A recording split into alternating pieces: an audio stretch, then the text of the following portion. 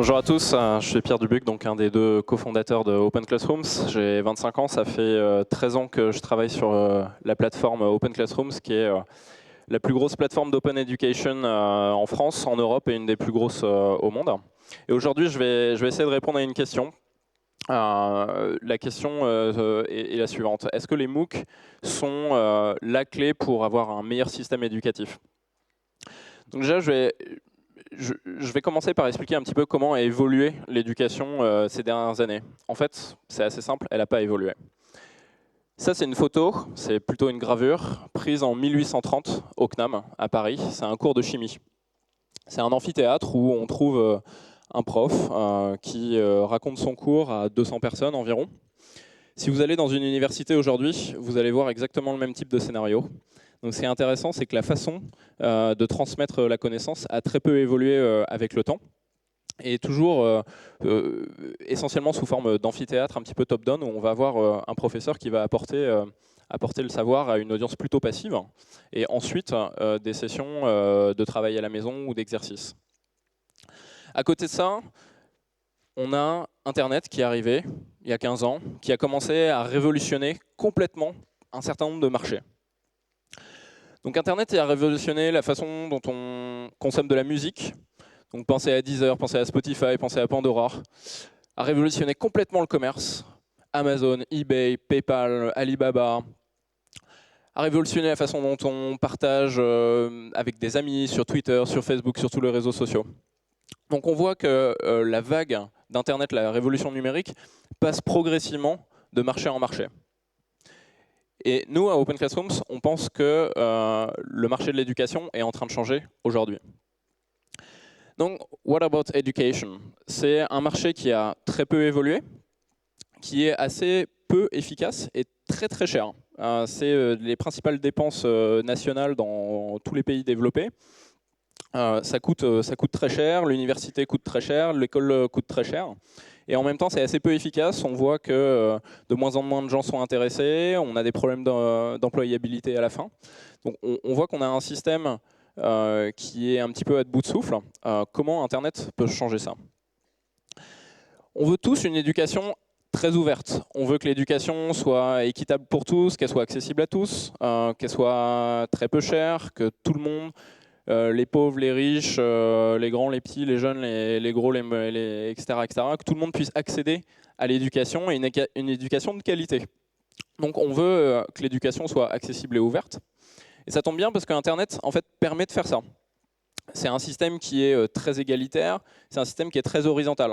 On veut en fait que tout le monde puisse accéder à l'éducation et à la formation sans contrainte.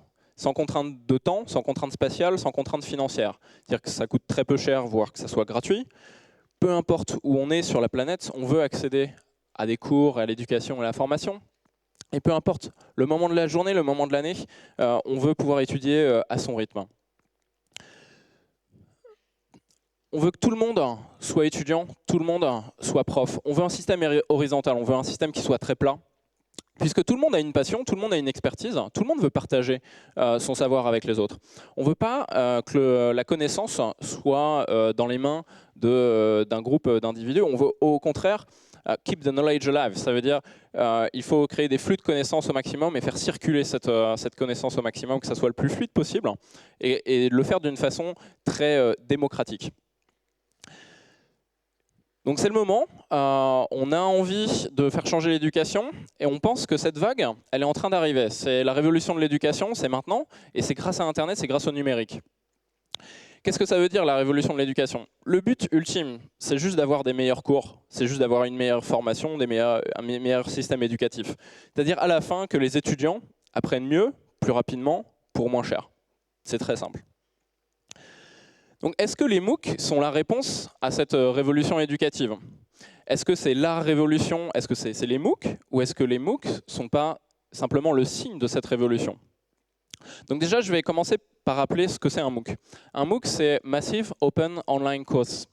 Donc massive, ça veut dire des sessions de 1000 à plus de 100 000 personnes. C'est vraiment massif. C'est-à-dire que c'est 10 à 1000 fois plus gros qu'un amphithéâtre. Donc à la fois, on peut former 100 000 personnes, ce qui est incroyable. Open, ça veut dire que l'inscription est gratuite et elle est ouverte à quiconque, partout dans le monde, à n'importe quel moment. Online, c'est fully online, donc complètement en ligne. On peut suivre le cours juste grâce à Internet, pas besoin de se déplacer.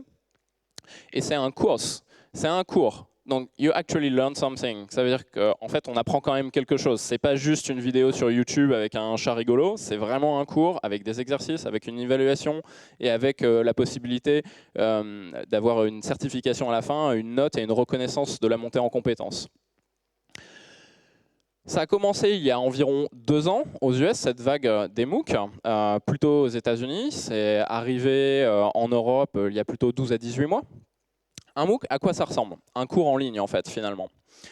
Donc ça, c'est un exemple d'un cours que vous retrouverez sur Open Classroom. C'est un cours sur le développement web en HTML5, CSS3. Je pense que c'est quelque chose que beaucoup d'entre vous vont connaître. Donc un cours, c'est souvent en vidéo, en texte. Donc ce cours, il est décomposé en 5 semaines, en 5 parties. Une semaine pour chaque partie. Et à chaque semaine, vous devez regarder des vidéos, lire du texte, faire des exercices. Et là, en ce moment, il y a à peu près 5000 personnes sur ce cours, tout de suite maintenant. Donc 5000 personnes qui étudient la même chose au même moment, ce qui crée beaucoup d'interactions. Donc on va avoir des forums à côté de ça qui sont associés, où on a beaucoup de collaborations, des questions, des réponses. Les vidéos sont entièrement tournées en studio, montées, post-produites, motion design et compagnie, et sont très courtes.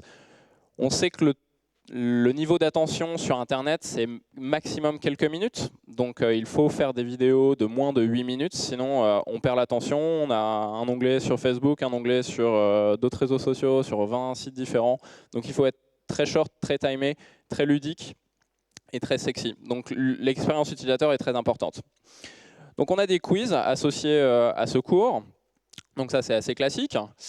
On a quelque chose quand même d'assez nouveau sur le monde de l'e-learning. C'est le peer assessment, c'est l'évaluation par les pairs et les forums. C'est-à-dire quelque chose qui est extrêmement communautaire et collaboratif, où vous pouvez poser des questions aux 5000 personnes qui sont à côté de vous, et plein de personnes vont répondre. Sur nos forums, on a plus de 7 millions de messages, donc c'est très très actif. L'évaluation par les pairs, ça, c'est un truc incroyable. C'est un truc qui est en train de monter vraiment à l'échelle. Qu'est-ce que c'est?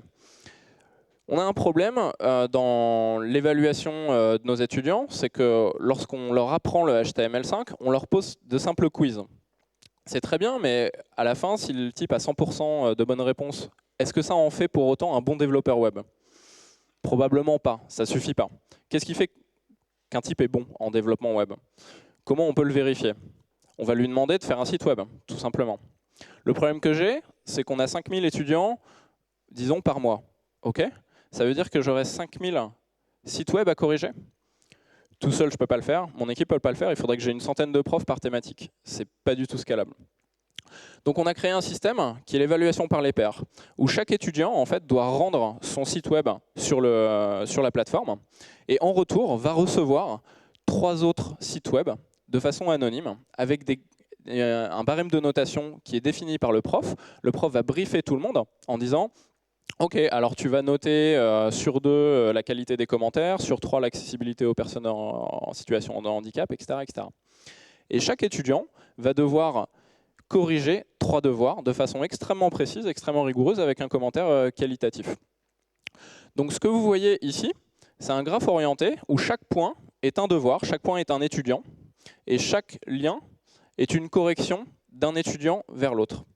Donc vous voyez, en fait, il y a des milliers de points, des milliers d'étudiants qui ont fait leurs devoirs, et tout ça est interconnecté, et donc crée une communauté où on a des gens qui sont experts, des gens qui sont plus débutants, et qui s'entraident en fait de façon assez formidable.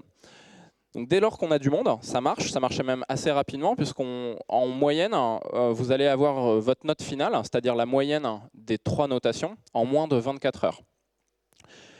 On agrège beaucoup de data.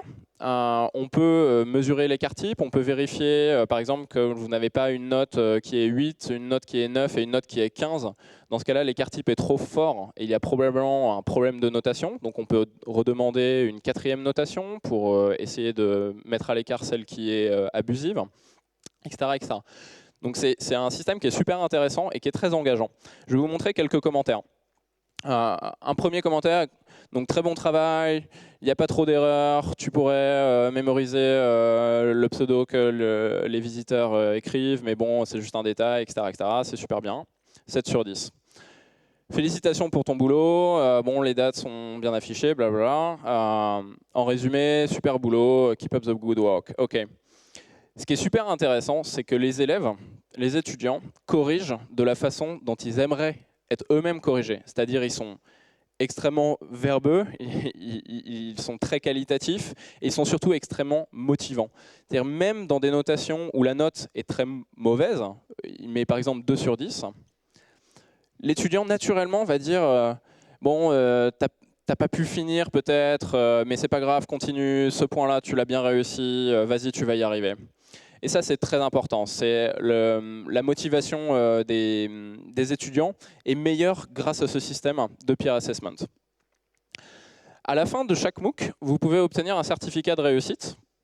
Si vous avez réussi 70% des exercices, à la fin, vous pouvez obtenir donc un certificat de réussite. En l'occurrence, ici, c'est un cours sur l'entrepreneuriat qui est fait en collaboration avec une école de commerce qui s'appelle l'ESG. Donc si vous êtes intéressé par l'entrepreneuriat, je vous invite vraiment à étudier ce cours. Ces certificats, dans 99% dans le monde, sont des certificats de marque, c'est-à-dire qui n'ont pas de reconnaissance universitaire et académique. Ce n'est pas un diplôme reconnu par l'État. Par contre, c'est déjà une reconnaissance de la montée en compétences, c'est-à-dire que ça veut vraiment dire que la personne a réussi tel cours et est montée en compétences sur ce sujet-là. Dans quelques cas, on commence à reconnaître au niveau académique ces cours-là. Je vais en parler un petit peu plus tard. Les MOOC et l'e-éducation, cette vague qui a commencé vraiment il y a 12, 18, 24 mois, entre 1 et 2 ans, certaines personnes disent il n'y a rien de nouveau. Ça s'appelait l'e-learning avant. Il y a 20 ans, on nous a promis que ça allait révolutionner. Ça n'a rien révolutionné du tout. Qu'est-ce qu'il y a de nouveau finalement? Et c'est assez juste en fait. Ça fait longtemps qu'on attend un changement profond du système éducatif et ce n'est pas arrivé. Alors qu'est-ce qui fait qu'aujourd'hui ça serait le cas? Il y a une grosse différence avec l'e-learning. C'est la foule, c'est l'usage. Pour la première fois, il y a vraiment des gens dessus. L'e-learning, il n'y avait jamais personne. Qu'on soit clair, l'e-learning, ça a été un produit souvent assez cher, puisque c'était très souvent payant, avec quelques dizaines de personnes sur chaque cours. Et la grosse différence, c'est qu'aujourd'hui, le marché est mûr, et la preuve, on a des millions de personnes qui utilisent les cours en ligne, les MOOC, sur Internet aujourd'hui. Donc vraiment, l'usage est là, l'expérience utilisateur est meilleure, la pénétration d'Internet, des tablettes, des smartphones et compagnie auprès de la population fait qu'il y a de l'usage, et ça, c'est extrêmement important. C'est-à-dire que la sauce est en train de prendre. Il y a un deuxième point qui est extrêmement important, c'est qu'un MOOC est un objet qui est très préparé. À préparer, ça coûte entre 20 000 et 100 000 $ pour un cours. 20 000 à 100 000 $. C'est vraiment des investissements qui sont conséquents, puisqu'on a en moyenne entre 10 et 15 personnes différentes qui vont travailler sur un cours.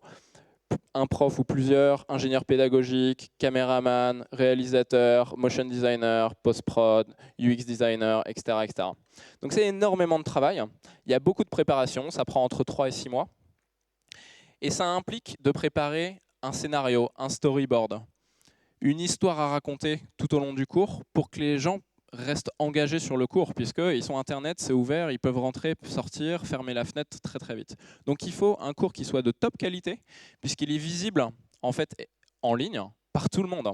Donc on ne veut pas associer sa marque, son nom de prof ou sa marque d'université avec un cours qui est pas terrible.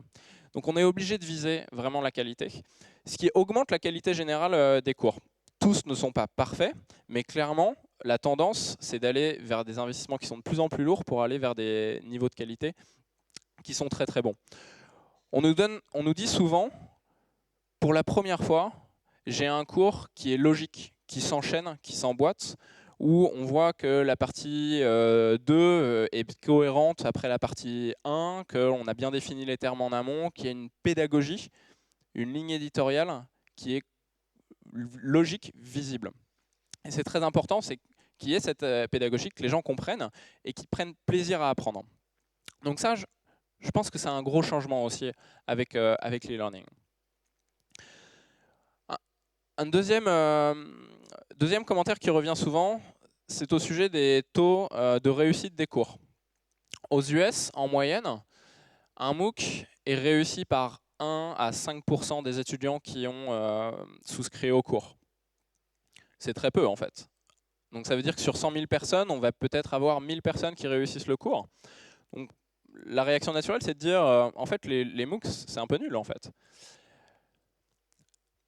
Est-ce que c'est vraiment nul? C'est cette question qu'on va essayer de répondre maintenant. Ce dont on a vraiment peur, c'est ça, c'est l'ennui.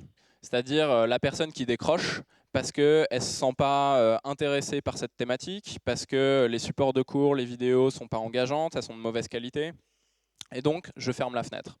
C'est ça qu'on veut éviter. Donc on va aller chercher quelques chiffres. Sur Open Classrooms, en moyenne, 50% des étudiants s'inscrivent au cours, mais ne viennent jamais. No show. Une personne sur deux ne viennent juste pas.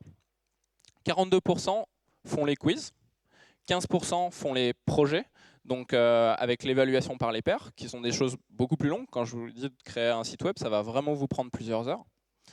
Et 10% au final réussissent le cours. Ce qui est un taux qui est assez largement au-dessus de la moyenne, ce qui est très bien, mais qui reste encore assez faible. Ça veut dire qu'on a 90% des gens qui ne réussissent pas, qui ne vont pas jusqu'au bout. Le chiffre le plus important, c'est le no-show, 50%. On perd 50% des gens. On a tendance à comparer vraiment les MOOC avec le système universitaire classique. On pense que c'est une erreur de le comparer directement. On pense que le même souci a existé, la même question a existé avec le e-commerce et le commerce. Dans le commerce traditionnel, dans une boutique brick and mortar, un visiteur sur deux achète quelque chose. C'est-à-dire une personne sur deux qui rentre dans un magasin va acheter quelque chose dans ce magasin. En e-commerce, c'est plus une personne sur 10, voire une personne sur 20, ce qui est beaucoup moins. C'est-à-dire qu'on a beaucoup plus de monde qui arrive sur le site et beaucoup moins de taux de conversion. C'est assez classique. Pourquoi? Parce que c'est beaucoup moins engageant. S'inscrire à un MOOC, c'est un clic, une adresse email. En 20 secondes, on peut s'inscrire à une dizaine de cours. À l'université, dans une école, il faut une pile de papier, il faut envoyer un dossier peut-être par la poste, peut-être faire un chèque, peut-être que c'est assez cher même. Donc c'est beaucoup plus engageant, ce qui fait qu'on a beaucoup moins de no-show. Donc il ne faut pas comparer directement les deux systèmes. Ce qui est important, c'est de se focus sur la création de cours de qualité, de cours engageants. Il faut aussi rappeler quelque chose, c'est l'échelle. Sur ce graphe, vous voyez le nombre de personnes qui sont formées dans une école traditionnelle, par exemple sur le web development, qui est l'exemple que j'ai pris avant. C'est peut-être 150 personnes dans une école par an. Sur Open Classrooms, on forme 6000 personnes par an au HTML5. Il y a vraiment un effet de montée en puissance qui est énorme. Actuellement, on est sur des trains de 6000 personnes. C'est des trains qui sont en croissance. On pense pouvoir atteindre 50 000 personnes un jour. Ce qui est énorme, c'est-à-dire qu'on est capable de créer des plateformes où on peut avoir des millions et des millions d'étudiants. Donc on voit qu'on arrive à toucher de nouvelles audiences, à toucher beaucoup plus de monde pour un coût nul ou très inférieur. Alors on a ces problèmes de taux de complétion. Est-ce que c'est nouveau, pas nouveau? Ok, ça c'est plutôt les points, je dirais, négatifs et les contre-arguments. Qu'est-ce qui est positif dans ce système-là? Et surtout, comment on pourrait l'emboîter avec le système actuel? Puisque ce qui est important, c'est qu'une chose soit bien claire. Les MOOC ne vont pas remplacer les profs. Ils ne vont pas remplacer les profs, ils ne vont pas remplacer les écoles, ils ne vont pas remplacer les universités. Ils vont venir en complément, ils vont venir améliorer le système. Donc comment on fait emboîter les deux modèles, le online et le offline? Il y a un premier modèle qui marche assez bien, c'est le Flip Classroom. Donc c'est la classe inversée. Le concept est assez simple. Traditionnellement, à l'université par exemple, vous venez dans un amphithéâtre, il y a 100 personnes autour de vous, et un prof va apporter un savoir pendant 2 heures de façon assez top-down. À la fin, il va vous donner des exercices à faire à la maison.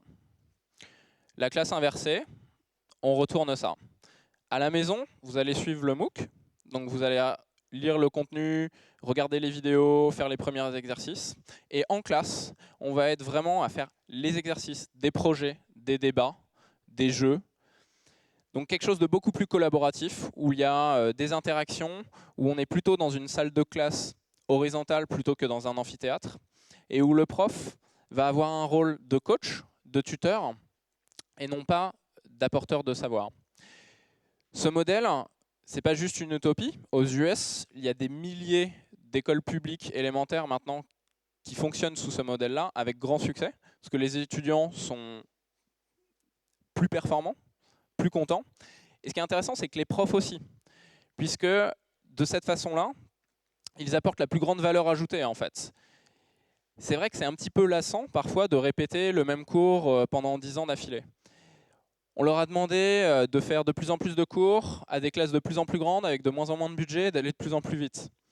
C'est clair que dans ce modèle-là, le one size fits all, c'est-à-dire, voilà, je fais un cours de 2 heures, ça sera bon pour 150 personnes, peu importe s'il y en a qui sont plus rapides, plus lents, à des niveaux divers et variés. Cette méthode, elle permet d'amener beaucoup plus de personnalisation et beaucoup plus d'humain dans la relation prof et élève. Donc c'est ce mix, le blended learning, qui développe vraiment le plus de valeur. Ce n'est pas le full online, ce n'est pas le full offline, c'est le mix des deux. Le deuxième gros changement par rapport au système éducatif classique, c'est les nouvelles audiences qu'on est capable de toucher. Ce sont des gens, par exemple, qui sont en formation professionnelle, où on voit que c'est assez dur finalement d'apprendre de nouvelles choses ou de se reconvertir à côté de son emploi, de ses hobbies, du sport, des enfants à la maison, etc. On peut toucher des employés, on peut toucher des personnes retraitées, on peut toucher des personnes en situation de handicap, on peut toucher les pays émergents, on peut toucher plein de nouveaux types de populations qui n'existent pas avant.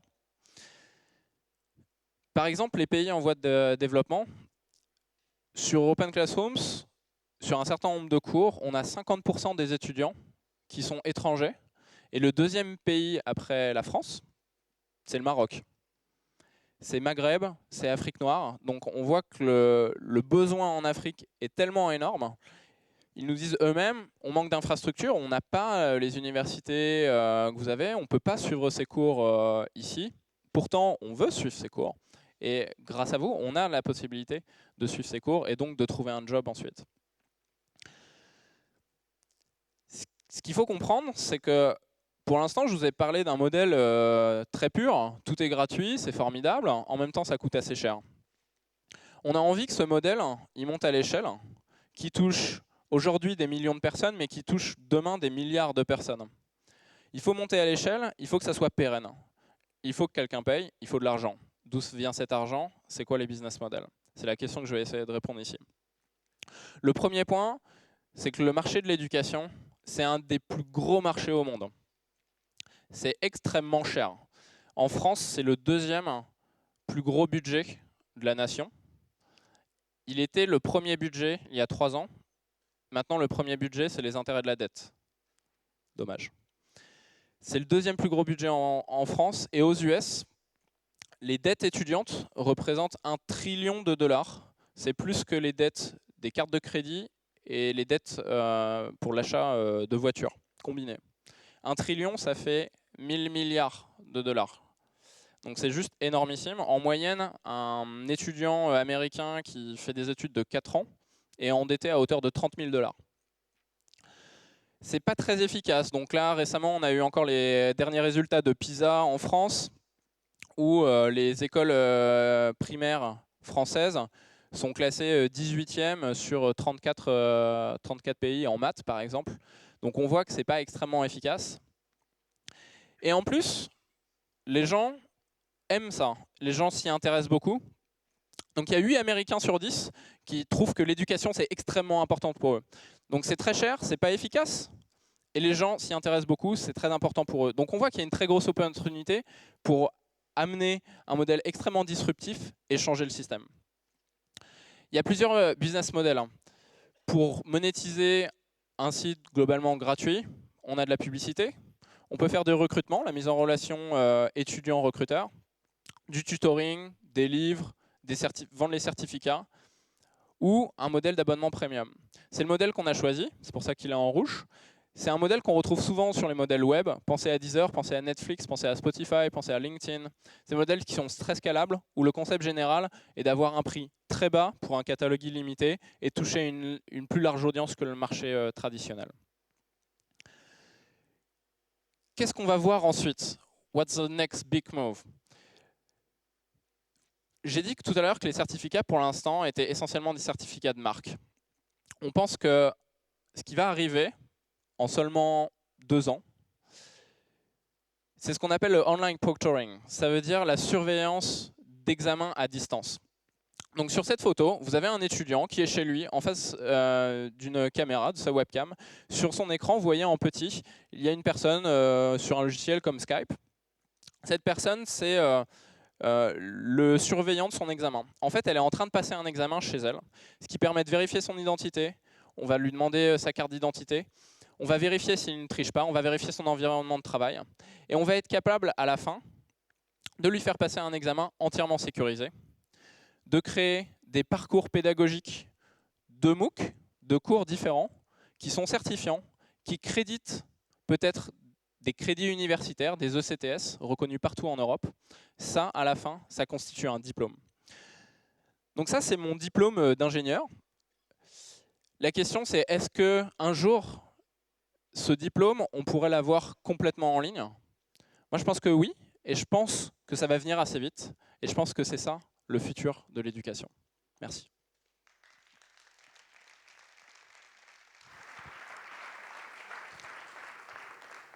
On a quelques minutes pour prendre des questions aussi, donc si certains d'entre vous veulent Juste poser. devant, il y en a une, ouais.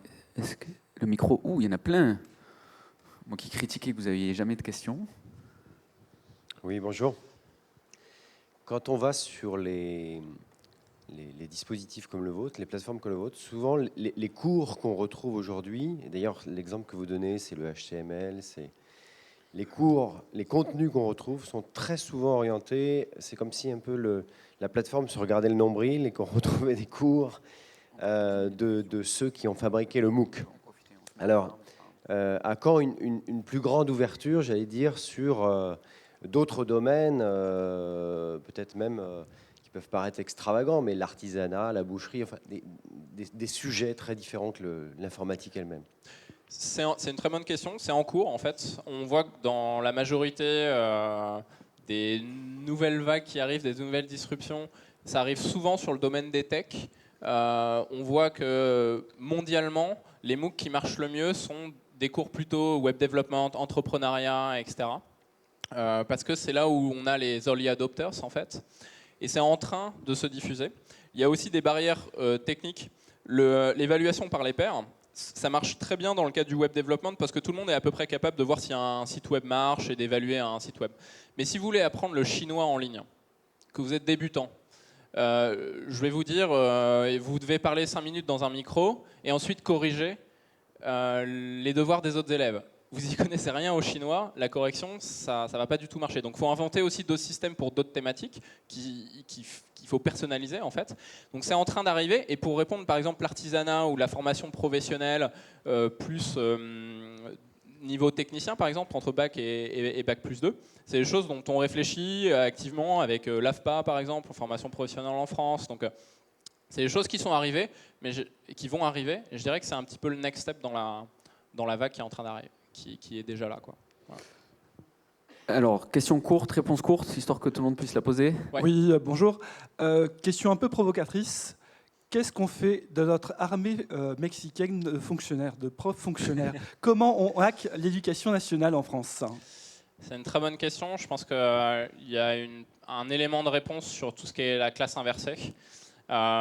C'est un changement qui est monumental en termes de, je dirais, de politiquement, stratégiquement et socialement. On a à l'université des enseignants-chercheurs. On voit qu'on va aller vers une séparation de cette fonction-là, plus enseignants, plus chercheurs. On va avoir des profs qui vont être des profs stars, qui seront 1 ou 2% de la population, et le reste qui va être plutôt des tuteurs, des coachs avec beaucoup plus de valeur ajoutée dans l'humain, dans l'approche collaborative et horizontale. Donc ça, c'est ce qu'on sait, c'est là où on va. Maintenant, de là où on en est à ça, il va se passer des dizaines d'années, c'est clair. Une question juste devant. Bonjour, comme beaucoup, je vous suis depuis le site du Zéro, d'abord magnifique. Merci. Deux petites questions. La première pour la certification, justement, vous devez sans doute être en négociation. Où est-ce que ça en est? Est-ce qu'il y a des chances que ça aboutisse et dans quel délai éventuellement? Et la deuxième, est-ce que les MOOC peuvent être un facteur pour enfin uniformiser en fait les certifications à l'échelle internationale, puisque ça ouvre des students à l'international? Très bonne question. Pour la question des certifications, j'ai montré une vraie certification, par exemple avec l'ESG. On a d'autres certifications en école d'informatique et on est en cours de finaliser des partenariats avec des très grosses marques françaises et internationales. Donc malheureusement, je ne peux pas encore citer de nom, mais ça va arriver cette année et ça sera très très gros.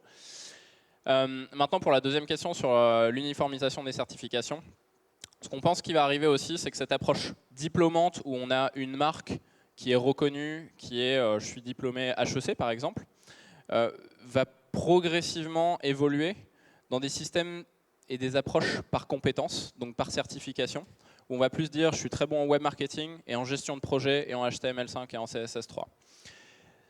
Ce qui veut dire que l'approche par compétences va être progressivement uniformisée et standardisée et qu'on va plutôt montrer les compétences que l'on a à son employeur plutôt que le nom de son diplôme. Mais ça, pareil, c'est un shift qui va être progressif, qui va arriver d'abord peut-être dans les startups, dans l'univers tech, parce qu'il y a déjà un petit peu cette culture, et qui progressivement va se répandre sur le reste de l'économie. Bonjour, juste une toute petite question. Est-ce que les MOOC peuvent changer le monde au sens, est-ce que tout le monde aujourd'hui est capable de suivre un cours en ligne, quel que soit le niveau technologique, quelle que soit la faculté de se concentrer? Est-ce que tout le monde est prêt? Ou est-ce qu'il faut les préparer? Très bonne question. Déjà, le premier point, c'est qu'on loupe encore 2/3 de la population mondiale, puisqu'il n'y a que 2 milliards de personnes qui sont connectées à Internet. Donc déjà, sur un MOOC, il faut Internet. Donc ceux qui n'ont pas Internet, déjà, ils sont à côté. Bon, la bonne nouvelle, c'est que cette pénétration elle est en train de grossir encore très rapidement. Deuxième sujet, il faut un petit peu savoir naviguer sur Internet. Donc ça, c'est des barrières à l'entrée qui sont en train de se rétrécir au fur et à mesure. On a des retraités, on a des gens qui vont jusqu'à 90 ans qui suivent les MOOC, on a des gens qui commencent à 6 ans qui suivent les MOOC, on a des Africains, des Canadiens, des gens en langue étrangère. On a 20% de la population dont le français n'est pas la langue étrangère, par exemple, sur les cours en français. Donc on voit que les barrières se rétrécissent parce que l'expérience utilisateur est de plus en plus fluide. Mais il est clair que la majorité des gens encore qui étudient sur les MOOC actuellement sont des gens qui sont plutôt connectés, encore plutôt early adopters, plutôt génération Y, etc. Même si ce n'est pas 100% du cas, on est encore un petit peu dans une phase amont et la phase de généralisation, elle va venir dans les 5 ans à venir. Allez, une dernière question. Toute dernière. Attention parce que toutes les questions précédentes étaient des bonnes questions, très bonnes questions même. Ouais. Mais ça va être une semi-bonne question, mais est-ce que vous pensez que les MOOC peuvent être adaptés à tous les secteurs vraiment? Enfin, je pense notamment à l'apprentissage des langues, vous le mentionnez avec le chinois, où là, un MOOC, typiquement, c'est plus difficile. Alors, c'est aussi une bonne question, c'est bien. Je pense que les MOOC ne sont pas la réponse. Je pense que c'est l'éducation en ligne qui est la réponse. C'est le web dans l'éducation. Donc les MOOC, c'est un objet avec une géométrie plus ou moins variable. Je pense qu'on peut apprendre les langues en ligne, mais qu'il y a des outils un petit peu spécifiques qu'il faut développer. Donc il y a Duolingo ou Tell Me More, ou des boîtes comme ça qui font déjà des outils avec plus ou moins de succès, qui font de la synthèse vocale, qui font de la reconnaissance vocale de ce que tu dis, de l'accent, de l'intonation, qui arrivent à te corriger automatiquement. Donc c'est ce type d'outils qu'il faut développer. Grande thématique par grande thématique. Clairement, les langues, c'est un sujet un petit peu spécifique. Un autre sujet, ça peut être la musique aussi. Apprendre la musique en ligne, c'est bien, mais à un moment, sur ta guitare, il faut que quelqu'un te corrige un petit peu et tout. Donc, on peut créer des outils là-dessus. Ce qu'on sait, c'est qu'on va d'abord aller sur les thématiques qui sont les plus faciles. Et typiquement, ce sont des thématiques plutôt tech, scientifiques, etc. Parce qu'elles sont faciles à aborder directement sur un écran. Il n'y a pas besoin de développer des outils complètement révolutionnaire pour le faire. Mais à chaque fois, il va falloir développer de nouveaux outils pour les langues, pour la musique et pour d'autres choses. Alors, on va prendre encore une question, en fait, tout là-haut.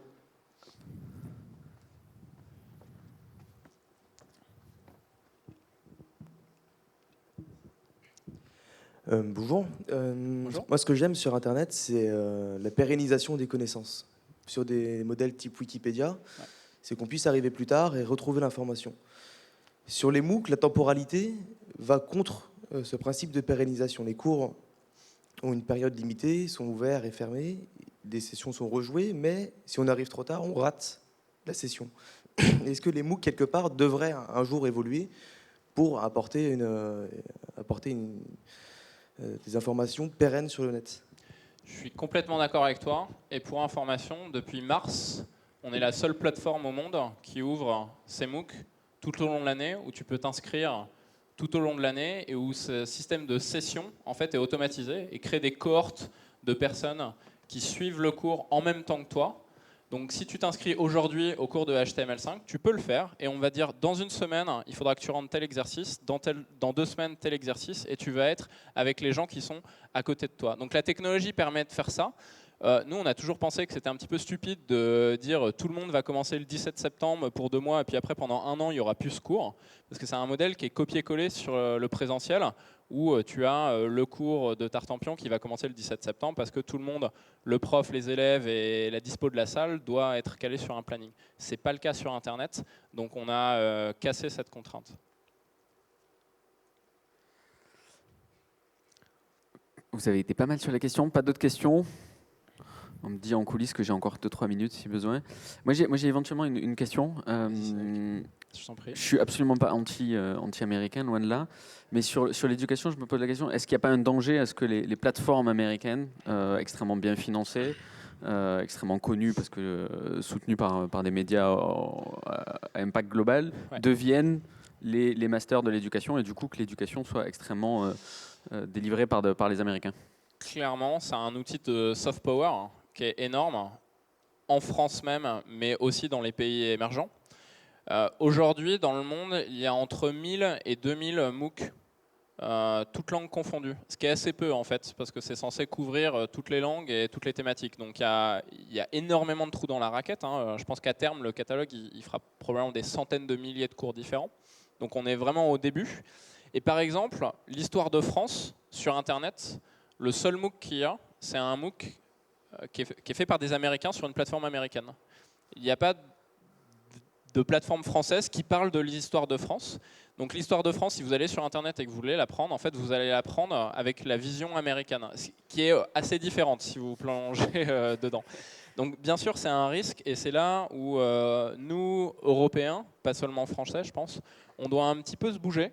Parce que sur certaines thématiques, c'est peut-être pas très très grave, mais sur des thématiques un petit peu plus touchy et polémiques, je pense aussi au darwinisme ou à l'évolution, où clairement c'est un sujet très polémique aux US, qui est beaucoup moins polémique en Europe, et ces sujets-là mériteraient d'avoir plusieurs points de vue sur Internet. Merci, on va rester là-dessus. Merci pour cette beaucoup. présentation Bonne et toutes journée. ces réponses. Merci.